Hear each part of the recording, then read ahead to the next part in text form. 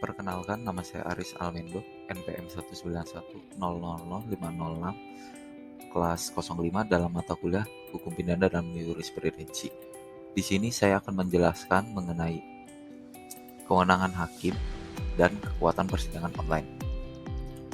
Pertama, kewenangan hakim. Tugas dan wewenang hakim adalah untuk menerima, memeriksa, dan memutus perkara pidana berdasar atas asas jujur dan tidak memihak siapapun menurut ketentuan undang-undang. Dalam hal ini, hakim tidak dapat menolak semua perkara yang diajukan kepadanya. Kemudian, hakim berwenang juga untuk membuat hukum, di antaranya melakukan konstruksi hukum dan interpretasi. Konstruksi hukum merupakan upaya hakim untuk memenuhi kewajiban hakim dalam mengisi kekosongan hukum atau ketidakjelasan suatu peraturan perundang-undangan dengan asas-asas atau maupun sendi-sendi hukum. Kemudian, interpretasi hakim.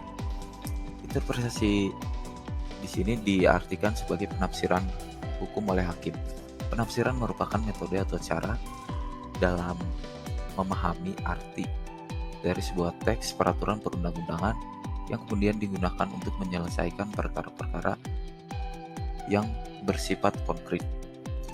Hal itu juga digunakan hakim untuk mengubah konstitusi dalam artian memperbaiki, mengurangi, atau menambahi makna yang terkandung dalam suatu teks perundang-undangan. Kemudian, kekuatan persidangan online. Semenjak adanya pandemi COVID-19, tatanan hidup manusia berubah. Dari dulu yang bebas melakukan aktivitas, sekarang dibatasi karena tidak dapat ada kerumunan. Hal ini membuat semua kepentingan dilakukan secara online. Karena adanya pandemi COVID-19, persidangan dilakukan secara daring menurut ketentuan Peraturan Mahkamah Agung Nomor 4 Tahun 2020 tentang administrasi dan persidangan perkara dilakukan secara elektronik. Sidang secara online mempunyai kekuatan hukum yang kuat, tetapi ada beberapa kekurangannya. Di antaranya, pertama, sarana dan prasarana internet belum memadai untuk melakukan persidangan online secara baik. Yang kedua, pembuktian fakta-fakta hukum seperti barang bukti yang mungkin dapat dipalsukan. Yang ketiga, dalam persidangan online biasanya menggunakan Zoom, di mana dalam Zoom terbatas dalam kapasitas anggota.